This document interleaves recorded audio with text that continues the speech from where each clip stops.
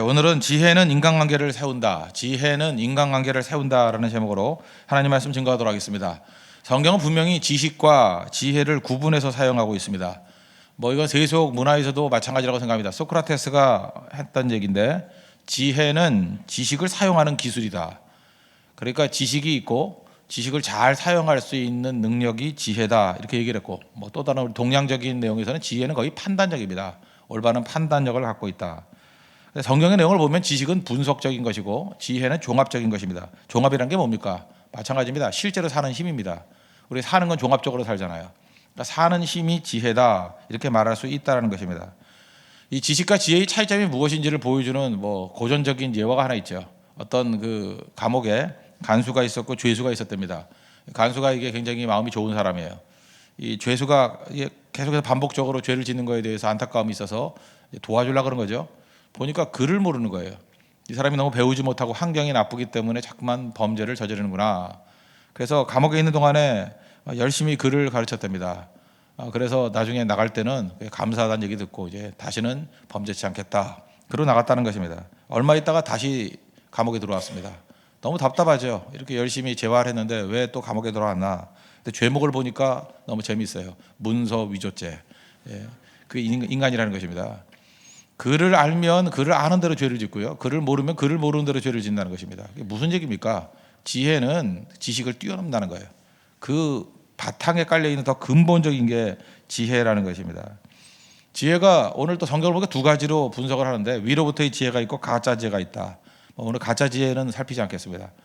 그 위로부터의 지혜가 뭐냐? 17절이 핵심 구절인데 오직 위로부터 난 지혜는 첫째 성결하고 다음에 화평하고 관용하고 양순하며 긍휼과 선한 열매가 가득하고 편견과 거짓이 없나니. 그러니까 위로부터 내려오는 지혜는 하나님이 주신 지혜라는 것입니다. 이 하나님이 주신 지혜, 이게 모든 성도들이 누려야 될 지혜라는 거예요.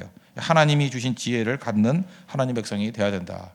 그래서 오늘 우리 모든 성도들이 위로부터 내린 지혜를 받는 하나님의 종 되기를 바랍니다. 두 가지 살피겠는데 첫째는 이 위로부터의 지혜는 어디서부터 오는가? 또 두 번째는 위로부터 난 지혜가 임하게 될 때 나타나는 현상이 뭐냐? 세운다는 거예요. 인간관계를 세운다. 이 두 가지를 살피겠습니다. 첫 번째, 위로부터의 지혜는 어디서부터 오느냐? 말 그대로 위로부터니까 하나님께로부터 온다는 것입니다. 지식이라는 것은 책을 통해서 지식을 얻죠. 저도 책을 많이 읽는 사람인데 책을 통해서 정말 엄청난 지식을 얻습니다.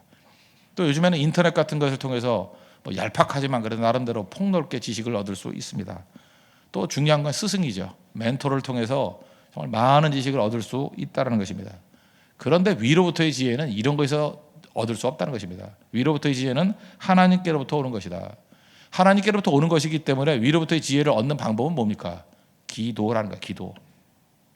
야고보서 1장 기억하십니까? 1장 5절에 보니까 너희 중에 누구든지 지혜가 부족하거든. 우리 다 지혜가 부족하죠? 너희 중에 누구든지 지혜가 부족하거든. 우리 명심해야 됩니다. 너희 중에 누구든지 예외 없습니다. 누구든지 지혜가 부족하거든. 모든 사람에게 후히 주시고 꾸짖지 아니하시는 하나님께 구하라. 그리하면 주시리라. 여러분 믿습니까? 구하라. 그리하면 주시리라. 그래서 지혜롭지 못한 사람의 특징이 뭐냐면 구하지 않기 때문에 그렇습니다. 위로부터 지혜를 구하면 하나님께서 반드시 주신답니다. 후히 주시고 꾸짖지 아니하신대요. 인색하지 않답니다. 구하면 주신대요. 후히 주시고 꾸짖지 아니하시는 분, 그분이 주신다는 거예요. 그래서 지혜 없는 거를 갖다가 나는 겸손함이 아닙니다. 나는 지혜가 없습니다. 하나님 지혜가 없어 문제네요. 근데 왜 기도를 안 해요? 구하라고요. 구하면 주십니다. 모든 진장들, 모든 간사들, 리더들, 일단 지도자라고 하는 것은 지혜가 있어야 될 거 아닙니까? 지혜가 있어야 올바른 길로 이끌죠. 그 지혜 없으면 없다고 머무르면 안 되고 구하라는 것입니다. 구하면 하나님께서 주신다는 거예요. 우리가 지도자로서 지혜를 구해서 가장 수지 맞은 인생 누굽니까? 솔로몬이죠. 솔로몬 왕 됐을 때 하나님 앞에 기도했죠. 뭘 줄까 그랬더니 지혜 달라 그랬잖아요. 그래서 온전하게 백성들을 이끌 수 있도록 성경 보니까 재판을 잘할 수 있도록. 왜냐하면 판단력이니까. 그래서 온전하게 판단하는 샘플로서 그 하나이를 데리고 온 두 여자 진짜 엄마 찾아주는 그런 거 다 알고 있지 않습니까? 그런 게 지혜라는 거예요. 하늘의 지혜. 지금도 복잡하고 난해하고 이거 이렇게 판단하기도 힘들고 저렇게 판단하기 힘든 일이 얼마나 많이 있습니까? 그 판단력을 하나님이 주신다는 거예요. 구하면 주신다는 것입니다. 하나님께서 너무 기뻐서 너 제대로 구하는구나. 그래서 구하지 아니했던 명성도 주시고 부도 주셨다. 저는 이 구절이 참 마음에 와닿더라고요. 구하지 아니한 명성도 주시고 부도 주셨다. 그 얘기 뒤집어 얘기하면 뭐예요? 명성도 내가 인기를 끌려고 해서 끄는 게 아니라 명성도 누가 주는 거예요? 하나님이 주시는 거예요. 하나님이. 어떨 때 하나님이 높여주실 때도 있고요. 높여서 사용할 때는 높여주시고 낮춰야 될 때는 낮춰주시고 하나님의 뜻을 믿고 따라가야 된다는 거예요. 그래서 혹시 명성이 있는 사람이 되고 싶습니까? 그것도 구하라고요. 하나님이 주시는 거라고요. 부도 돈도 뭐 열심히 뛴다고 버는 게 아닙니다. 부도 하나님이 주시면 주는 거예요.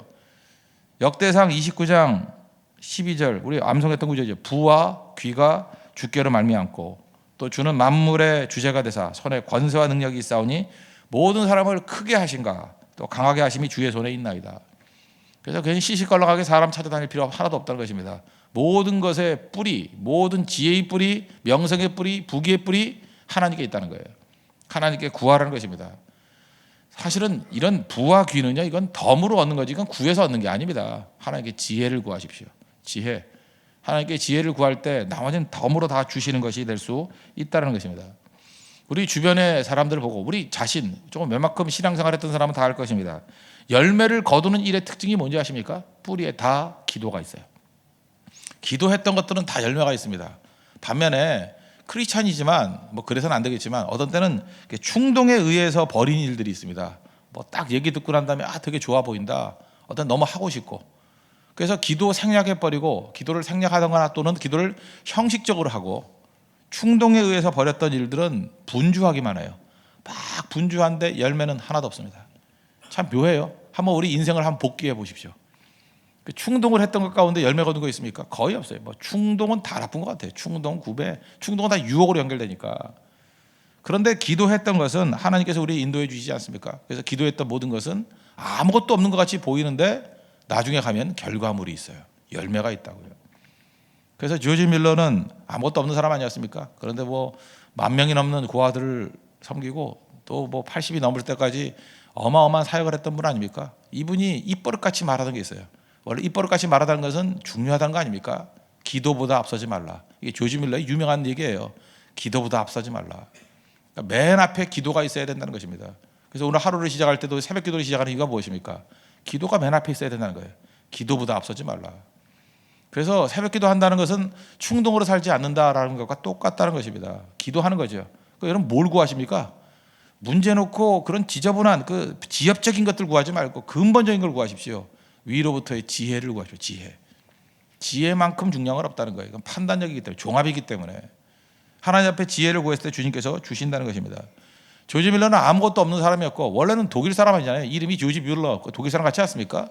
그러다가 영국으로 이민 와서 브리스톨에서 이민자의 삶을 살았어요. 이민자의 삶을 살았는데도 불구하고 어마어마한 일을 벌였던 이유가 뭐냐? 뿌리가 기도예요.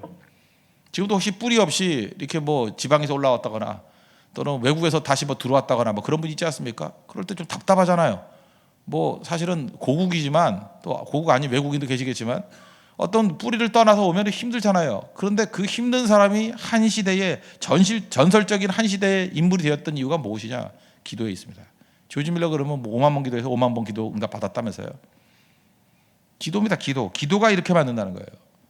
야고보서를 읽으면서 여러분 느끼는 감정이 무엇입니까? 이건 삶의 서신이다.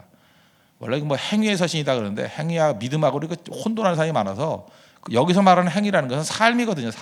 삶의 서신 이게 야고보서인데 잘 살라는 거예요. 크리스찬으로서 풍성하게 잘 살라. 이게 야고보서의 메시지인데 동시에 이 야고보서에 두 가지 흐름이 있어요. 하나는 삶이라는 흐름이 하나 있고 또 하나는 1장부터 시작해서 마지막 5장까지 계속 반복되는 게 뭐냐면 기도의 서신이에요.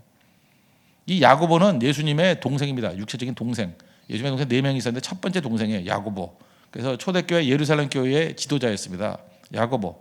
처음에 예수님 공생애 때는 막 반대하고 다녔죠. 그죠? 막 동생 예수님 뭐 형님 미쳤다 그래서 잡아도 갈라 그러고 그러던 사람이 야고보입니다. 예수님, 그러니까 마리아의 아들이에요. 야고보. 처음에 핍박하다가 예수님 십자가 지시고 부활 이후에 회심해서 교회 지도자가 되었던 사람. 그런데 야고보 그러면 우리는 뭐 행동의 사람 이러니까 뭐 행동만 하는 뭐 펄펄 뛰어만 다니는 사람인지 알고 있어요. 그게 착각입니다. 지금도 뭐 야고보서를 들먹이면서 한국 교회는 행위가 없어 뭐 이러고 떠들고 다니는 사람이 있죠.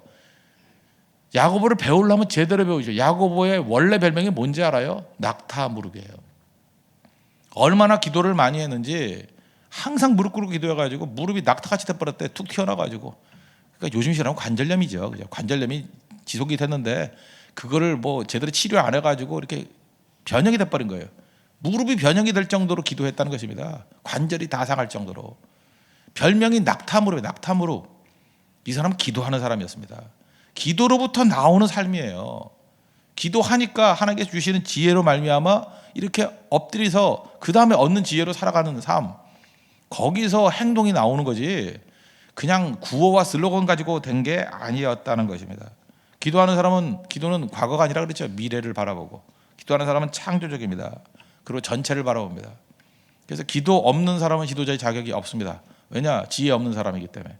그리고 기도 없이 일하는 사람들을 보십시오. 부분만 봐요. 한마디로 얘기해서 바보들이에요. 바보들. 그죠? 근시안적이고 지엽적인 것만 바라보고 전체를 못 바라보는 그런 어리석은 자가 될 수밖에 없다는 것입니다. 소탐대실이에요.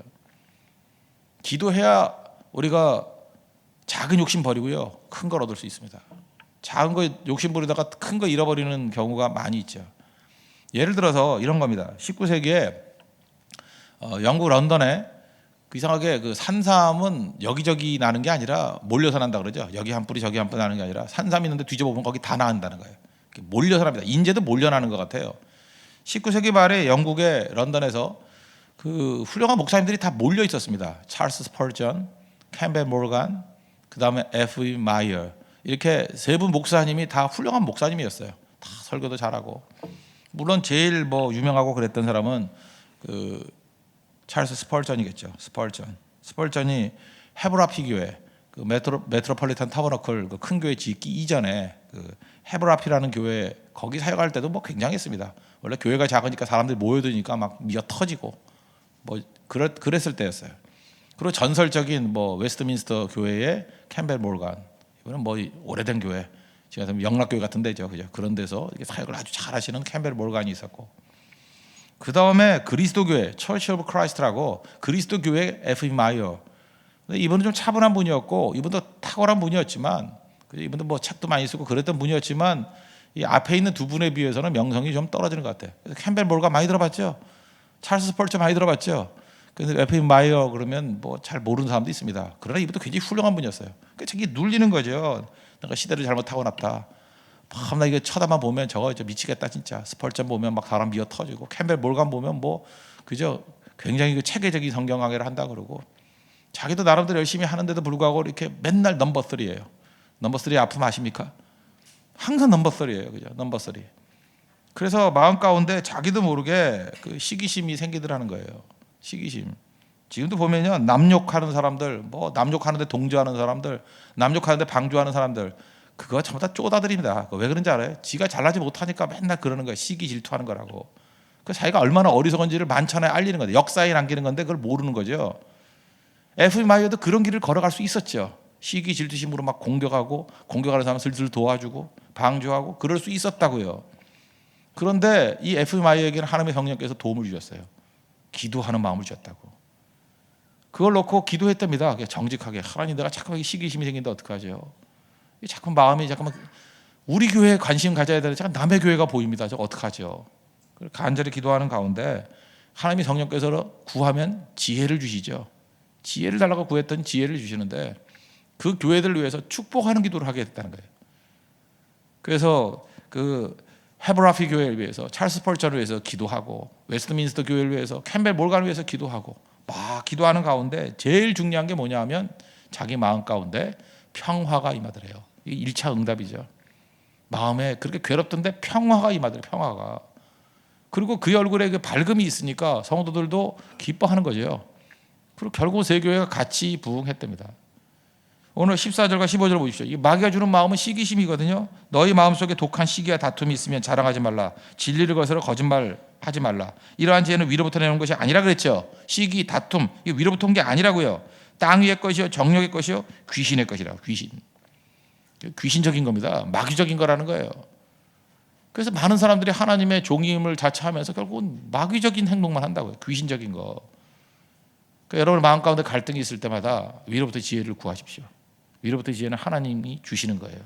기도할 때 하나님께서 이 모든 것들을 주신다는 것입니다. 두 번째 내용, 그럼 지혜가 위로부터 지혜가 임하면 나타나는 현상이 뭐냐? 세운다는 것입니다. 건설적인 거예요. 인간관계를 세운다. 땅의 지혜와 위로부터의 지혜, 마귀적인 지혜와 하나님의 지혜가 이렇게 대비가 되어 있는데, 위로부터의 지혜의 특징은 뭐냐? 이웃을 결속시킵니다. 그래서 하나님의 지혜를 가진 사람이 들어가면 이 여러 이웃들을 결속시켜요. 하나 되게 만들어요. 또 공동체를 견고하게 만듭니다. 반대로 이 귀신의 지혜에 임한 사람들이 가면 항상 다툼이 일어나고요, 항상 분열이 일어나고 항상 넘어짐이 있다고요. 그러니까 여러분 보면 돼요. 그냥 딱 보면 그 사람 들어가면 맨날 뭐 말이 많고 분열이 일어나고 뭐 넘어짐이 있다는 거 다 귀신의 것이에요. 귀신이 뿌리라고요. 잘못된 지혜는 귀신의 것이라 그러는데, 이게 원문은 다이몬이거든. 다이몬에서 데블이라는 영어 단어가 나. 다이몬, 악한 영이라는 뜻이에요. 악한 영, evil spirit, 그죠? 그런 거고. 여러분 그 헬라어에서 마귀라는 단어가 뭐냐면, 들어보실 거예요. 디아볼로스라는 단어예요. 디아. 이걸 좀 이렇게 분철을 한번 해드릴게요. 디아라는 게 뭐냐면 비트윈이라는 뜻이에요. 뭐 사이. 디아 뭐 사이, 비트윈. 그다음에 볼로스라는 것은 던진다는 거예요. 그러니까 뭘 사이에 잠깐 뭘 던져서 이렇게 찢어 놓는다는 뜻이에요. 그래서 마귀의 이름 뜻이 뭐냐 하면은 이간질하는 자, 슬렌더, 참소자. 그래서 이렇게 틈 사이에 들어가서 잠깐 틈을 갈라지게 만드는 자예요. 디아볼로스.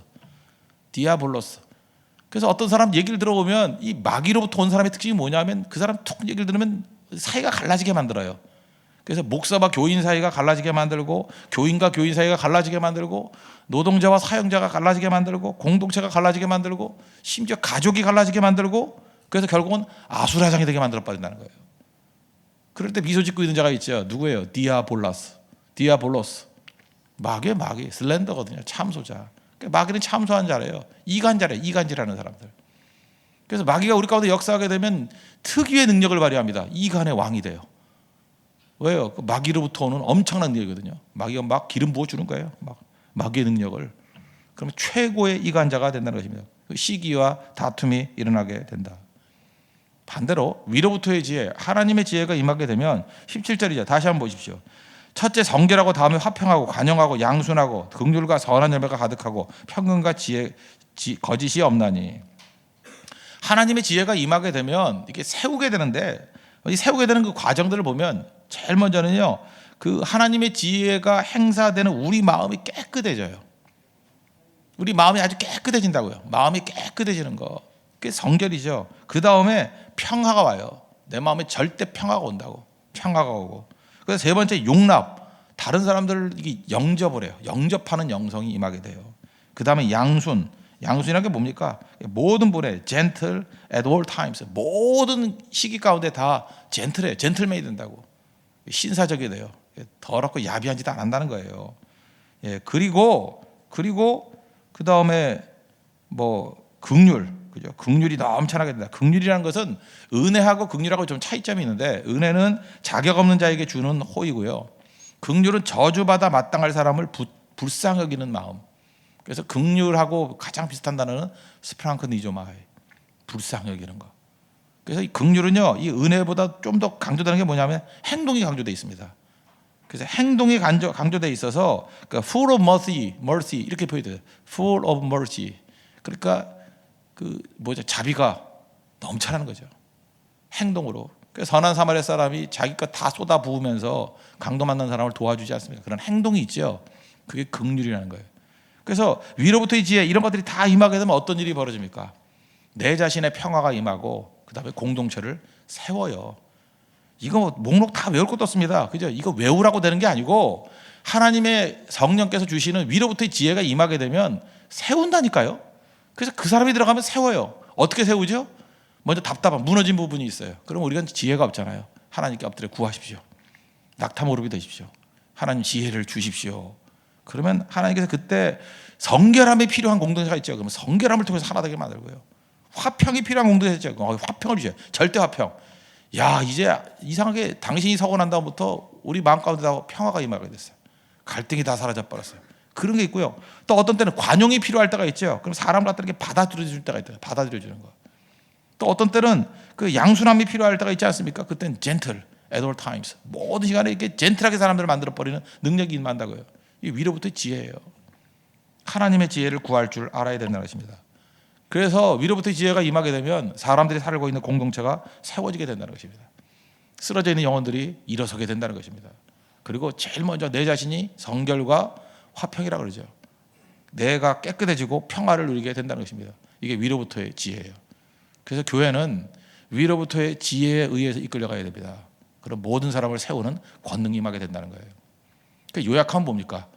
이 위로부터 지혜가 누구로부터 온다고요? 하나님께 또 오기 때문에 우리가 해야 될 일은 뭐예요? 지혜를 구하라. 기도가 있어야 되고요. 간절한 기도가 있으면 어떤 일이 벌어집니까? 하나님께서 주시는 지혜로 말미암아 공동체가 세워진다고요. 그래서 교회가 건실하게 세워지는 모습들을 바라보게 된다는 것입니다. 그래서 교회는 뭐예요? 기도와 열매예요. 흘러넘치는 기도를 통해서 열매로서 세워지는 것들을 바라보는 우리 믿음의 공동체가 된다는 것입니다. 오늘도 하나님의 은혜 가운데 여러분들 지혜를 구하십시오. 그래서 여러분들 필요한 모든 지혜를 다 구하십시오. 지혜를 구하고 그래서 여러분들이 서 있는 곳에 쓰러진 모든 것들을 세울 수 있는, 낙심한 것들을 희망으로 돌리고 또 넘어진 사람들을 갖다가 일할 수 있는 의욕으로 이렇게 세울 수 있는 공동체를 세우는 믿음의 종 되기를 축원합니다. 모두 자리에 일어나겠습니다. 212장 찬송하고 기도하도록 하겠습니다. 212장